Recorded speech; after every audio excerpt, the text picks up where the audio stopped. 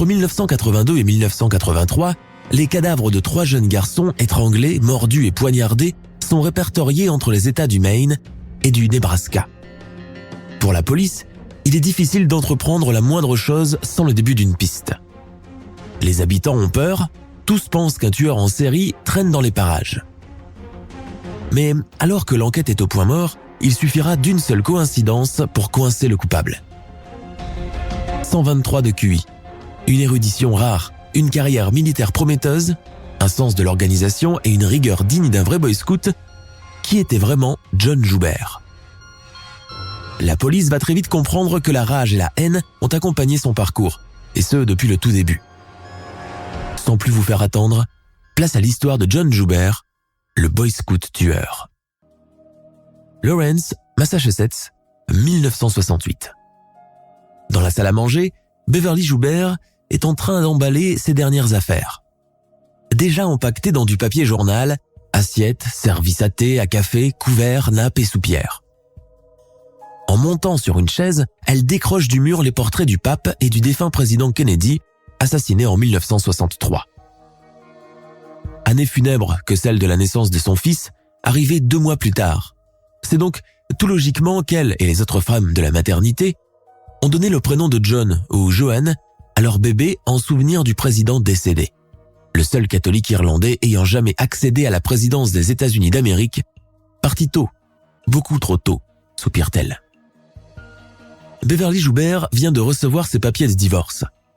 Elle n'a pas osé y toucher, comme si leur contenu allait la brûler. Pourtant, c'est elle qui a décidé que tout devait s'arrêter. Elle a flairé les infidélités de son mari il n'y a pas très longtemps de cela, quand elle venait lui donner un coup de main dans leur cafétéria de Gritty Mill, où pour la première fois les gens ont goûté à de la pizza italienne. Les derniers temps, il ne se gênait même plus, allant une fois jusqu'à empoigner par les fesses et à embrasser à pleine bouche une jeune femme blonde qui lui envoyait des clins d'œil depuis sa table. Beverly s'était abstenue de tout scandale, car elle n'a pas été éduquée ainsi. En un rien de temps, il s'était taillé une solide réputation de coureur et de violent, qui n'hésite pas à persévérer quand les femmes le fuient. À la maison, il a porté la main sur elle qu'une seule fois, puis n'a plus jamais recommencé, sans pour autant demander pardon. Pour elle, l'épouse légitime, c'en était trop. Trop d'humiliation. Elle qui croyait que les vœux échangés le jour de son mariage n'avaient pas de date de péremption.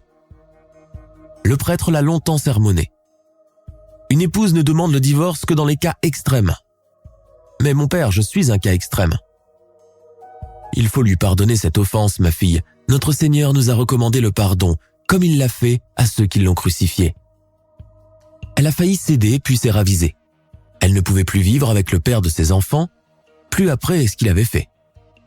Elle a récolté au passage le regard déçu du père Gavin, qui lui a rappelé vite fait que seul, le mariage civil dans n'importe quel vulgaire bureau matrimonial lui sera désormais accordé et plus jamais celui de l'église.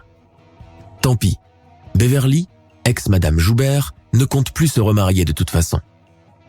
Au volant de sa Dodge, ses 2 enfants assis à l'arrière, elle laisse derrière elle le Massachusetts et ses cancans, ses dames patronesses aux aguets des moindres écarts et sa communauté irlandaise médisante et partiale rangée derrière le prêtre.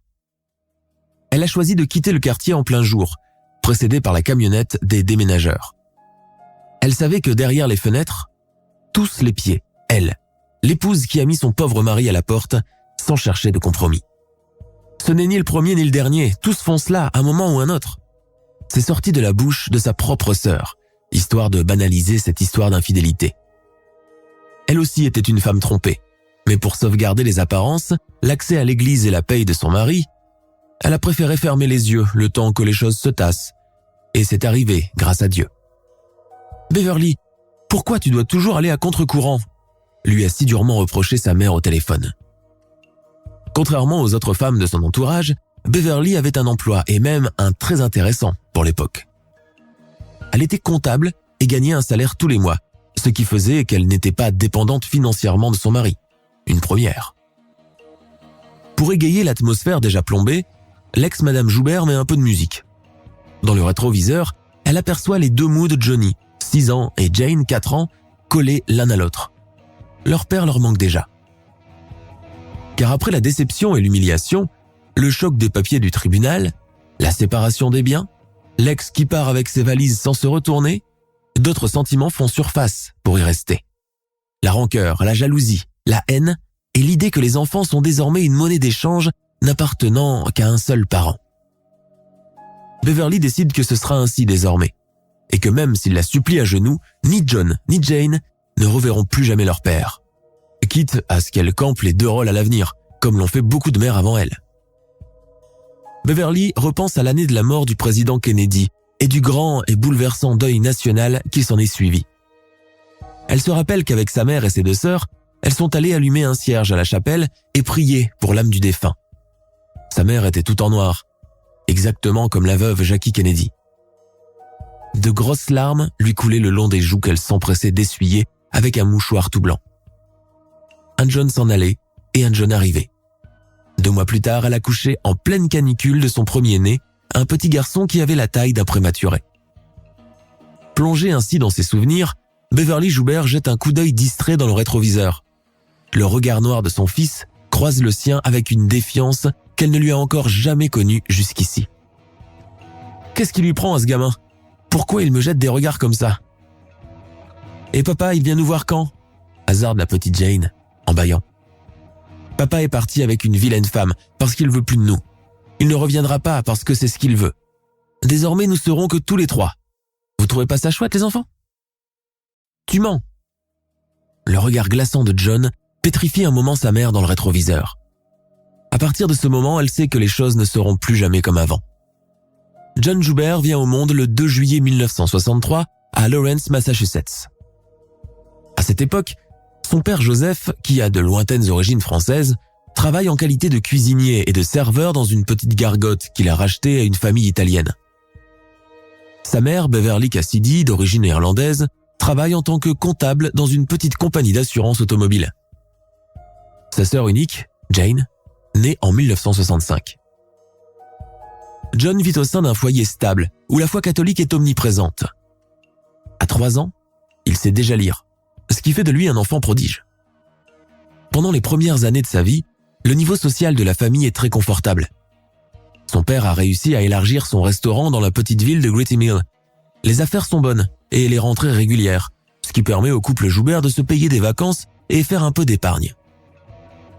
John fréquente l'école paroissiale tenue par l'église et est désigné comme garçon d'hôtel lors de la messe dominicale, une responsabilité qu'il prend très au sérieux.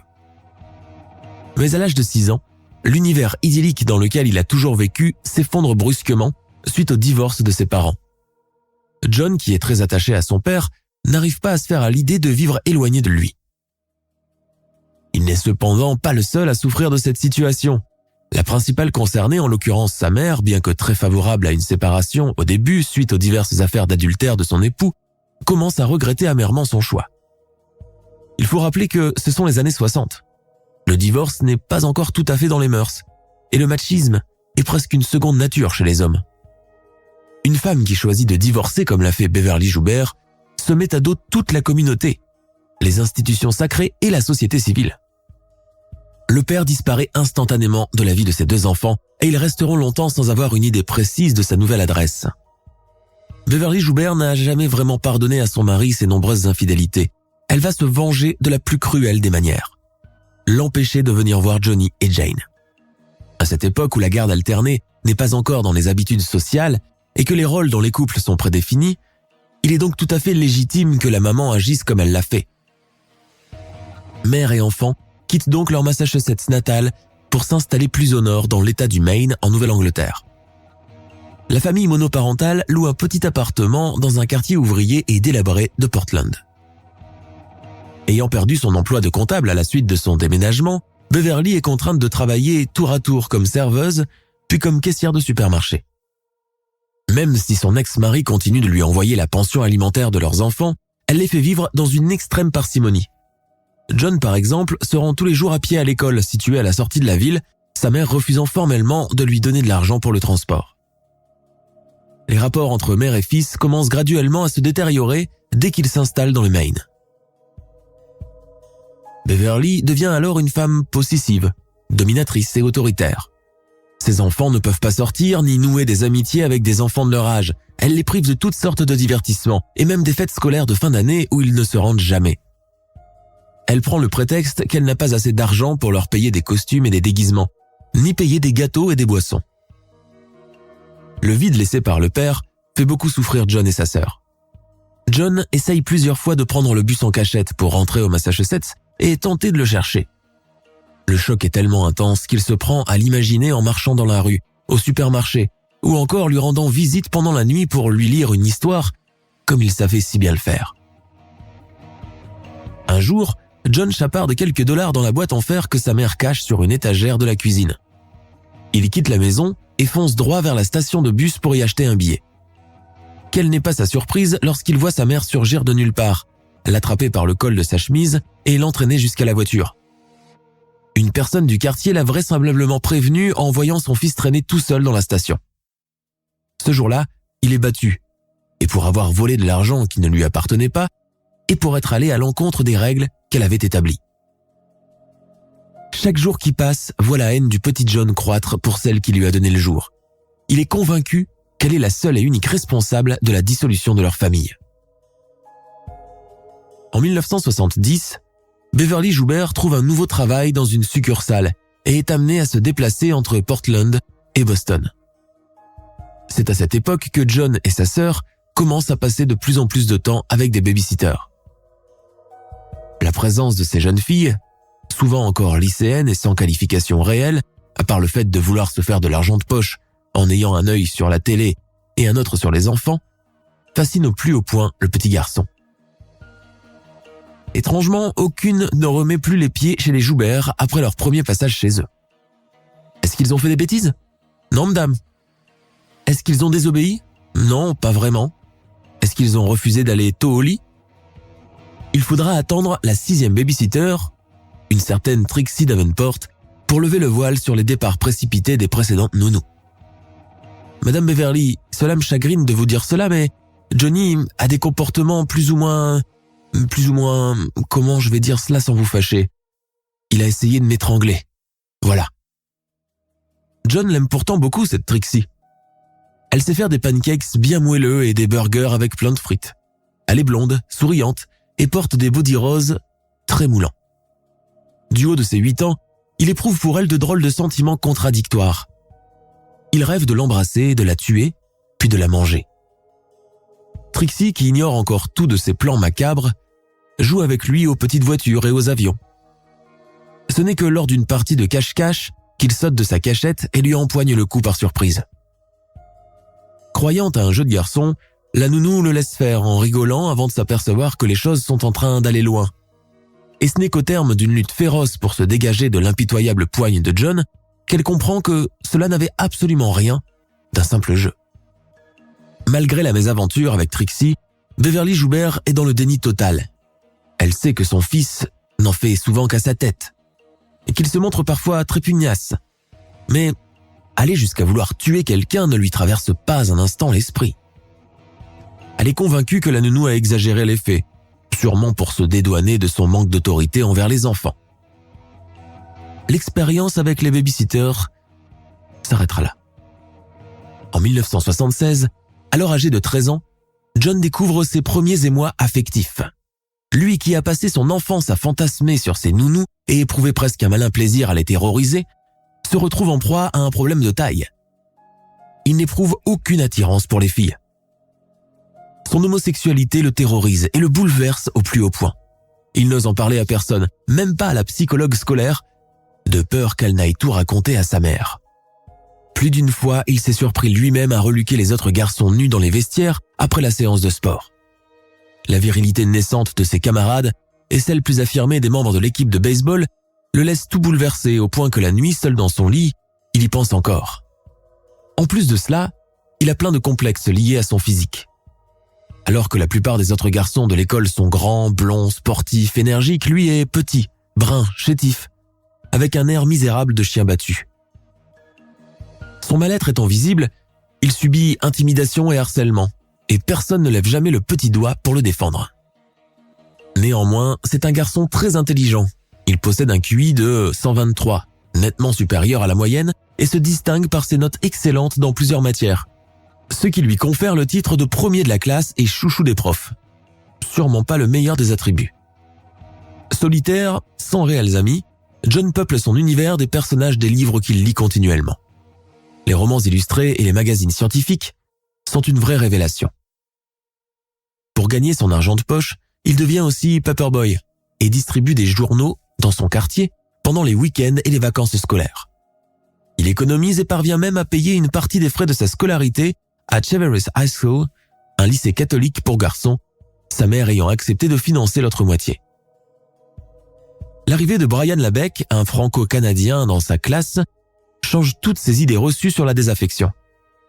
Les deux adolescents deviennent inséparables, unis par leur misère personnelle. Comme lui, Brian a très mal vécu le divorce de ses parents. Comme lui, il a un physique ingrat, est obèse et porte de grosses lunettes. Bientôt, les autres garçons les traitent de lopettes. John est surnommé Jujube et Brian Barbecue. À la maison, les choses ne s'arrangent pas non plus. John déteste de plus en plus sa mère et le lui montre ouvertement. En contrepartie, cette dernière le tourmente, l'humilie, le sermonne pour tout et rien, n'hésitant pas à le rabaisser à la moindre occasion. Humilié, rejeté à l'école comme à la maison, John se transforme en une espèce de vraie bombe à retardement. Et puis, vient la révélation. Les scouts. Il faut savoir que le scoutisme est une véritable institution aux États-Unis, comme un rituel de passage pour les filles et les garçons. De tradition presque militaire, non mixte, elle apprend la débrouille et l'art de se sortir du pétrin dans des conditions extrêmes. John adore son uniforme vert et son béret basque rouge, surmonté d'une plume d'aigle. The Boy Scouts of Maine, géré par l'Association pour la jeunesse américaine, devient en quelque sorte son chez lui, un foyer de substitution où il se sent pour la première fois utile et valorisé. Pendant les vacances d'été, John et son équipe campent dans la forêt de Green North Woods. Les nuits passées à la belle étoile, à griller des marshmallows et à se raconter des histoires qui font peur, sont les plus beaux souvenirs de cette période de sa jeunesse.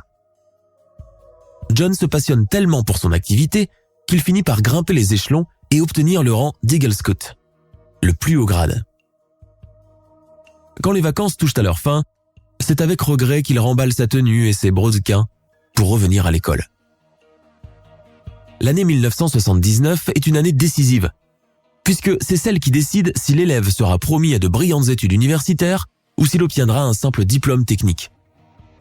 Malgré son intelligence hors du commun, John se désintéresse de plus en plus de l'école. Lui qui a toujours été assidu et craintif de ses professeurs, commence à sécher les cours et manifeste un comportement violent et antisocial. Ni les renvois, ni les punitions ne parviennent à le mater. En dépit de tout cela, il réussit pourtant à décrocher son diplôme d'études secondaires avec mention. Il s'inscrit à l'université de Norwich, sorte d'établissement militaire semi-privé situé dans le Vermont, où il projette d'entamer des études d'ingénierie. Mais le programme se révèle difficile, même pour l'élève brillant qu'il a toujours été, et il finit par abandonner à la fin du premier semestre. Sans ressources, lâché par sa mère qui lui refuse toute aide financière après ce cuisant échec, incapable de trouver un travail à la hauteur de ses ambitions, il décide de s'enrôler dans l'armée de l'air américaine, la US Air Force, où au moins il est certain d'être nourri, logé et blanchi, et avec cela la possibilité de grimper les échelons. Fort de son expérience d'ancien boy scout, il n'a aucun mal à s'acclimater à la rigueur de la caserne, où il échoue à l'âge de 19 ans. Rebelote. John se retrouve entouré de mâles de tous les côtés, dans une promiscuité et une intimité redoutables. Dans les dortoirs, les douches, les entraînements, le réfectoire, des bruns, des blonds et des gars de couleur, les corps se heurtent et se croisent tout le temps. Ses penchants homosexuels reviennent au galop, et le voilà en train de refaire le guet dans les douches communes, jetant des regards à la dérobée quand les autres ont le dos tourné. Il a conscience que, dans l'armée, ce genre d'agissement, bien que prohibé, bénéficie d'une sorte d'omerta. Le fameux « don't ask, don't tell ». Ne pose pas de questions, ne dit rien. L'homosexualité de certains est donc soigneusement dissimulée et vécue en huis clos, sans courir le risque d'être ébruité en dehors de la caserne ou mouchardé à leurs familles respectives. C'est durant l'une de ses permissions pour les fêtes de fin d'année que John rentre au Massachusetts, avec ce vieil espoir de retrouver son père. Pendant 3 jours, il arpente les ruelles de la ville de Lawrence, où il a grandi, persuadé de tomber nez à nez avec son géniteur au détour d'une ruelle. Mais Joubert père ne donne pas signe de vie. Peut-être qu'il a déménagé ailleurs, dans une ville voisine, voire dans un autre état. John feuillette les pages de l'annuaire, en quête de tous les Joubert existants aux États-Unis, mais pas de signe de Joseph, son père.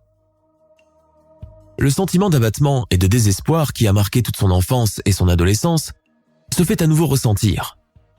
C'est encore une fois sa mère qui en prend pour son grade. Comme un vieux film qui se déroule devant ses yeux, il revoit les images de leur départ de la maison familiale, le camion des déménageurs rempli de leurs vieux meubles, les voisins aux mines sévères les regardant partir comme des parias. Sa mère a réussi à se mettre tout le monde à dos, y compris sa propre famille. Et le père Gavin, pourtant si indulgent avec ses paroissiens. Elle a l'art de réussir à tout gâcher. À croire qu'elle le fait exprès. John passe les nuits suivantes à se saouler dans les bars miteux de la ville. Son uniforme de soldat lui confère un panache et force le respect à son égard.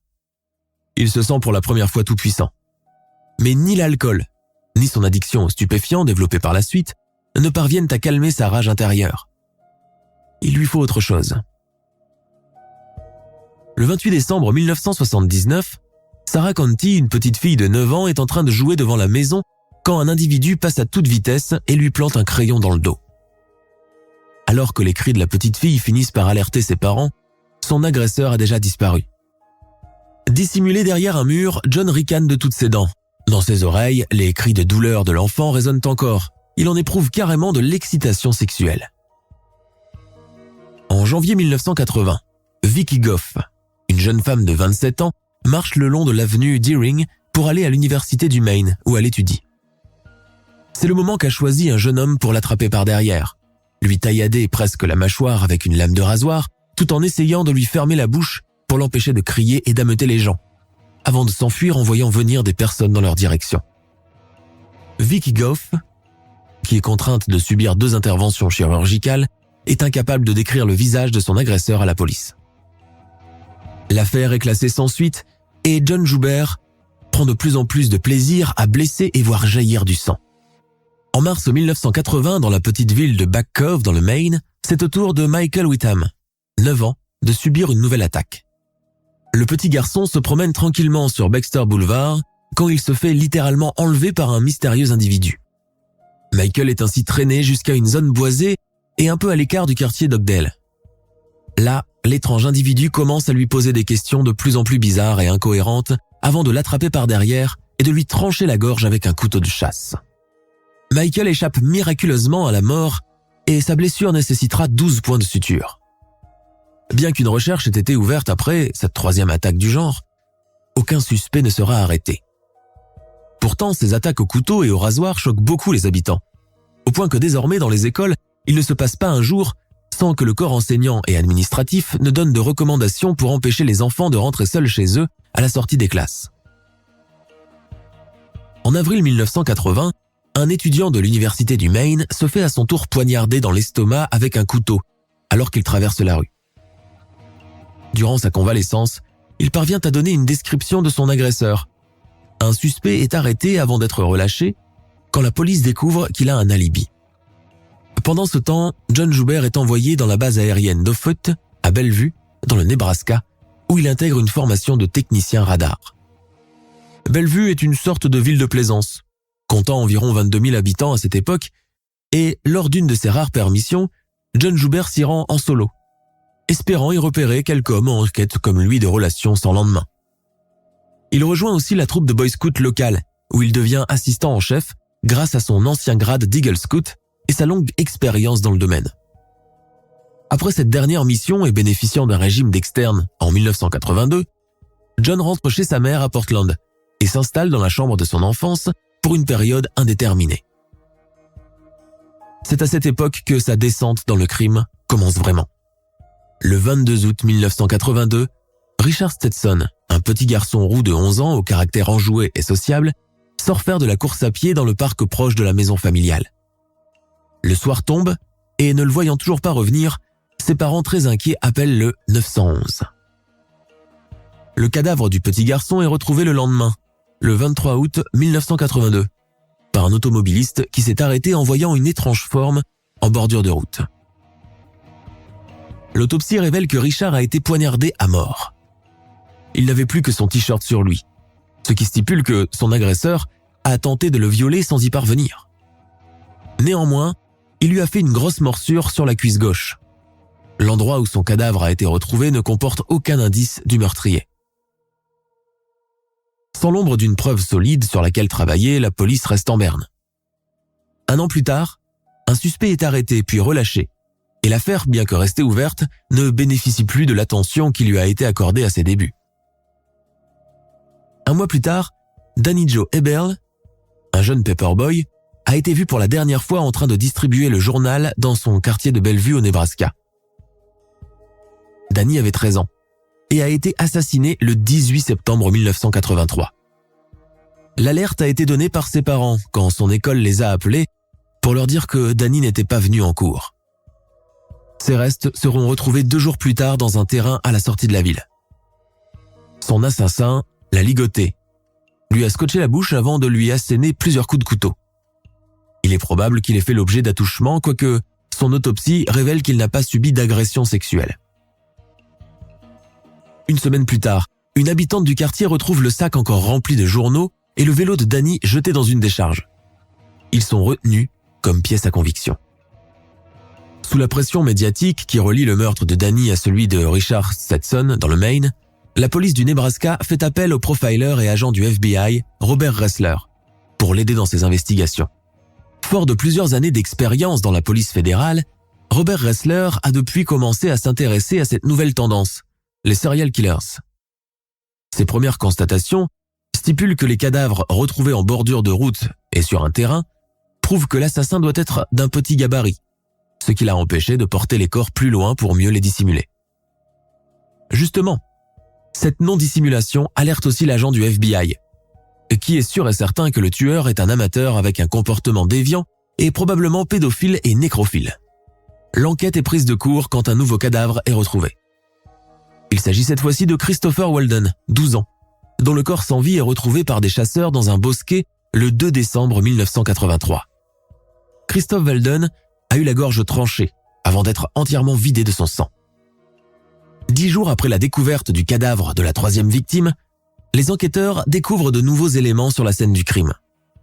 Des cordelettes nouées de façon complexe, une méthode apprise chez les militaires et tous ceux qui ont reçu un entraînement de ce calibre et ont déjà été amenés à camper dehors. Les cordelettes sont aussitôt envoyées pour analyse au siège du FBI à Washington, D.C. Leur analyse fait état d'une composition d'au moins une centaine de couleurs de fibres différentes, un type de corde inhabituel rarement croisé dans les commerces. Robert Ressler se dit persuadé que celui qui a commis les meurtres est un seul et même individu. Dans son rapport de profiling, il dresse ses caractéristiques, ajoutant un nouvel élément selon lequel le tueur doit sûrement travailler dans un milieu où il côtoie de jeunes garçons. Probablement un entraîneur sportif, un moniteur de camp de vacances ou un chef boy scout, puisqu'il sait faire des nœuds de cordage d'une extrême complexité. Les fiches signalétiques de tous les boy scouts de la région sont passées au peigne fin. Certains sont même interrogés sans résultat. Les jours suivants voient la succession de quelques témoins oculaires. 3 personnes au moins auraient aperçu Christopher Walden pour la dernière fois avant sa mort. Elles racontent qu'il était accompagné d'un homme jeune, âgé probablement de 18 à 25 ans, pas plus grand de taille que Christopher, avec des yeux et des cheveux noirs. Robert Ressler se dépêche de prendre note et, avec ses éléments en main, un premier portrait robot est réalisé. Un 4e témoignage venant d'une habitante de Bellevue, sortie ce jour-là promener son chien, rapporte que Christopher s'est fait enlever par un homme conduisant une voiture beige. Selon cette même personne, l'immatricule de la voiture commençait par la lettre R. La police passe en revue les différentes provenances commençant par cette lettre de l'alphabet. Raleigh en Caroline du Nord, Riverside en Californie, Richmond de Virginie, Rockford dans l'Illinois, Rochester dans le Minnesota, et la liste s'étire et s'étire encore. Une liste de toutes les marques de voitures de couleur beige produites dans le pays est fournie par les différents concessionnaires automobiles, en vain. Pressés par le temps, les policiers recueillent tous les témoignages susceptibles de leur fournir un supplément d'informations. Début janvier 1984 arrive, et l'enquête pour le meurtre de Christopher en est encore à son point de départ. Mais un événement va venir bouleverser le cours des choses. Le 11 janvier 1984, Barbara Weaver, une institutrice en maternelle d'une école élémentaire du Maine, est assise à son bureau pour préparer les fiches de ses élèves lorsqu'elle aperçoit depuis la fenêtre de sa classe un homme assis au volant de sa voiture. Ce n'est pas la première fois que l'institutrice voit le véhicule, d'autant plus suspect car n'appartenant à aucun enseignant ni à aucun des parents d'élèves. Involontairement, le regard de Barbara croise celui du conducteur de la voiture. Pendant un moment, elle ressent comme un frisson et un mauvais pressentiment. Sans trop réfléchir, elle s'empare de son stylo et inscrit le numéro de la plaque d'immatriculation de la voiture sur un bout de papier. En levant la tête, elle remarque que la voiture est toujours là, mais l'homme a disparu. À ce moment, la porte de la classe s'ouvre dans un grand fracas. Devant Barbara Weaver, un petit homme d'à peine 1,60 m aux cheveux noirs, aux yeux bruns et à l'air chétif. Il est jeune, pas plus de 20 ans. Il sort un couteau de chasse de sa poche et, sans la quitter du regard, la menace avec, si jamais il lui prend l'envie d'ouvrir la bouche et de le dénoncer. Barbara comprend alors qu'il est probablement en cavale et qu'il cherche à échapper à la police. Craignant qu'il ne mette ses menaces à exécution, l'institutrice réussit à lui échapper in extremis et court jusqu'à une maison voisine d'où elle appelle finalement la police. En l'espace d'une journée, la police du Nebraska et du Maine reçoivent les réponses tant souhaitées à leurs interrogations et à leurs doutes.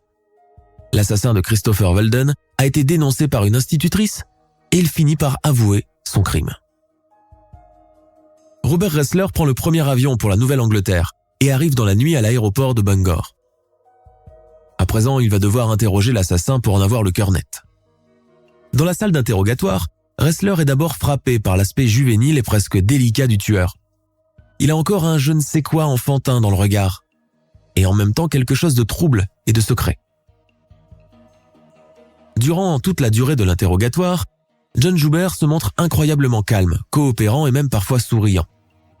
L'agent du FBI, qui a vu tout au long de sa carrière défiler un nombre incalculable d'individus dérangés, dangereux et sans conscience, est à la fois effrayé et fasciné par le personnage qu'il a devant lui, et dont les jambes trop courtes ne touchent pas tout à fait le sol, à la manière d'un enfant de 8 ans.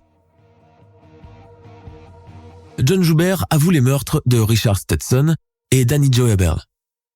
Il donne en détail les circonstances dans lesquelles les deux premiers garçons ont été kidnappés avant d'être tués. Il avoue aussi avoir été attiré par leurs cadavres, mais il n'a pas cherché à avoir des rapports nécrophiles avec. Il raconte que la morsure trouvée sur la cuisse du petit Richard a été bien faite après sa mort. Jeff Davis, l'adjoint du shérif de Portland, raconte. Quand Joubert, a été arrêté, il n'a pas cherché à démentir quoi que ce soit. Il a collaboré avec nous avec une facilité déroutante pour un tueur de son espèce. Pour reprendre son expression, il vidait son sac.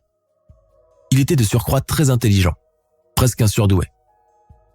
Et son sac, John Joubert le vide chronologiquement, encouragé par les deux policiers qui veulent le faire parler davantage.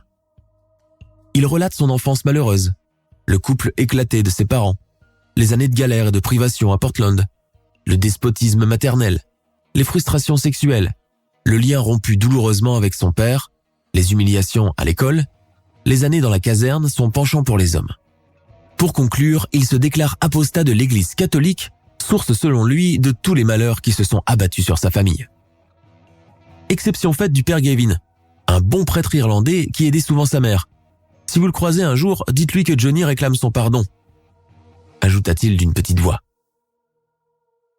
Lorsqu'un des détectives lui demande alors s'il tuerait à nouveau si l'occasion se présentait, John Joubert répond sans broncher « J'ai bien peur que cela se reproduise effectivement ». John Joubert passe en février 1984 devant les experts psychiatres qui le déclarent atteint d'un trouble compulsif du comportement, assorti de tendances sadiques et schizoïdes. Son procès débute en mars de la même année où il plaide coupable pour les deux chefs d'accusation de meurtre, de Christopher Walden et de Danny Joe Abel. Il se rétracte à 2 reprises et revient sur ses propos avant de s'avouer à nouveau coupable. Il passe devant un panel de 3 juges qui retiennent à son encontre la peine capitale, soit la mort par électrocution. En 1990, il est reconnu coupable du meurtre au premier degré de Richard Stetson. John Joubert fait appel de cette décision de justice peu de temps après. Il fait cependant une déclaration des plus inhabituelles, quand il demande publiquement pardon aux parents de ses victimes et aux personnes qu'il a agressées dans les années 70 à Portland. À toutes ces personnes auxquelles j'ai fait du mal d'une manière ou d'une autre, je demande pardon. Pardon pour tout le tort que je vous ai fait. Lors de sa demande en appel, il déclare que la chaise électrique est une punition cruelle et inhabituelle qui va à l'encontre de la dignité humaine. Ses recours en grâce parviennent jusqu'à la Cour suprême des États-Unis, mais sont toutes rejetées. John Joubert reste encore pendant 12 ans dans le couloir de la mort, dans une cellule totalement isolée. Il consacre cette longue période à la lecture de plusieurs textes de loi pour en comprendre les rouages. Il lit aussi les œuvres d'Ernest Hemingway, L'étranger d'Albert Camus et les thèses de Sigmund Freud. Il développe aussi un grand talent pour le dessin et réalise plusieurs croquis où le crime et les corps ensanglantés sont le sujet principal. Peu de temps avant son exécution, il déclare être un homme changé, qui souhaite se poser et mener une vie normale. Il reçoit occasionnellement la visite de visiteuses de prison, mais renvoie à 2 reprises celle d'un aumônier qui a voulu recueillir ses confessions. En 1994, John Joubert parle pour la première fois d'un prétendu projet de mariage avec une femme habitant en Irlande qui correspond avec lui depuis 1 an et qu'il décrit comme étant son premier et véritable amour. Son projet n'aboutit pas. Il meurt sur la chaise électrique le 17 juillet 1996 à 7h du matin dans le pénitencier de Lincoln, Nebraska, quelques jours seulement après son 33e anniversaire. Son dernier repas était composé d'un chicken burger et d'un cherry coke. Il a refusé la traditionnelle dernière cigarette et la bénédiction de l'aumônier de la prison. John Joubert ne s'est jamais marié et n'a jamais eu d'enfant. Sa mère Beverly et sa sœur cadette Jane ne lui ont jamais rendu visite pendant toute la période de son incarcération. L'adjoint du shérif, Jeff Davis, dira à son propos « Peu importe ce qu'il a dit et ce qu'il a promis avant sa mort. Cela n'enlèvera pas l'horreur subie par ses victimes et celle dans laquelle vivront éternellement leurs parents. » John Joubert ne s'est jamais démarqué des gens qu'il avait l'habitude de fréquenter et avec lesquels il vivait. Pour la plupart, ce n'était qu'un petit jeune un peu intello, très discret, ayant peu d'amis. Les Boy Scouts avec qui il a travaillé l'ont toujours décrit comme quelqu'un de responsable, de sympathique et sur lequel on pouvait compter à tout moment. Seulement, entre ce qu'il était vraiment et ce qu'il laissait entrevoir, subsistait une zone d'ombre complexe et impénétrable. Le mobile de ses crimes ne sera jamais non plus vraiment clarifié, car lui-même a toujours veillé à laisser planer le mystère sur le sujet. L'agent fédéral Robert Ressler a rédigé, pour sa part, un ouvrage sur son expérience de profiling et sa confrontation avec Joubert et d'autres criminels de son acabit. Le livre regroupe plusieurs témoignages provenant des différentes polices, légistes et conversations avec les assassins eux-mêmes. Il est considéré comme une bible pour les passionnés d'affaires criminelles. Il s'intitule « Whoever Fights Monsters, My 20 Years Tracking Serial Killers for the FBI » Mes 20 ans à traquer des tueurs en série pour le compte du FBI. Robert Ressler a également inspiré le rôle de l'agent Bill Tank dans la série télévisée Mindhunter. Aux États-Unis, les condamnés à mort bénéficient d'un système spécial, leur permettant d'user de plusieurs moyens de recours pour éloigner ou ajourner la date fixée pour leur exécution. Ce qui explique souvent les périodes à rallonge passées dans le couloir de la mort. Certains y restent parfois au-delà de 15 ans ou décèdent bien avant leur exécution. Les suicides sont courants aussi. Dans certaines prisons, les condamnés à la peine capitale peuvent également célébrer leurs noces et consommer leurs relations à des conditions fixées par le tribunal. Souvent, ces romances sont entretenues pendant la période d'incarcération par voie épistolaire, mais rares sont celles qui aboutissent vraiment à quelque chose de sérieux. Outre le meurtre au premier degré, le viol avec préméditation, le détournement d'avion et le trafic de stupéfiants à grande échelle sont des délits passibles de la peine capitale aux USA. L'Oklahoma, le Texas, l'Alabama, le Colorado et le Mississippi restent encore en tête de la liste des États ayant le plus fort taux d'exécution par injection létale à l'échelle nationale.